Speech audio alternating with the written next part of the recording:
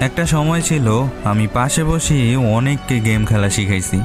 কিভাবে এইম করতে হয়, কিভাবে কভার নিতে হয়, সব ধরে ধরে দেখাইছি। তখন তারাই বলতো, ভাই তুমি তো অনেক ভালো খেলো।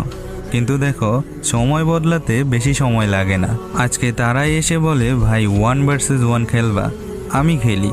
আর মজার ব্যাপারটা কি জানো, আমি হেরে যাই। একবার না, দুইবার না, যতবার খেলি ততবারই হেরে যাই। এমনকি 7-0 স্কোরেও হেরে যাই। ম্যাচ শেষ হলে তারা হাসে আর আমি চুপচাপ থাকি। আর আমি মনে মনে ভাবি, আমি কি সত্যিই নোব হয়ে গেছি, নাকি যাদের খেলা শিখাইছিলাম তারাই আজ প্রো হয়ে গেছে। হয়তো এটাই সময়ের নিয়ম। একদিন তুমি কেউকে শেখাও আর আরেকদিন সেই মানুষটাই তোমাকে হারিয়ে দেয়। তুমিও কি আমার মতো নিজের পুরানো গেমিং স্কিল হারিয়ে ফেলছো? অবশ্যই কমেন্টে জানায় যেও।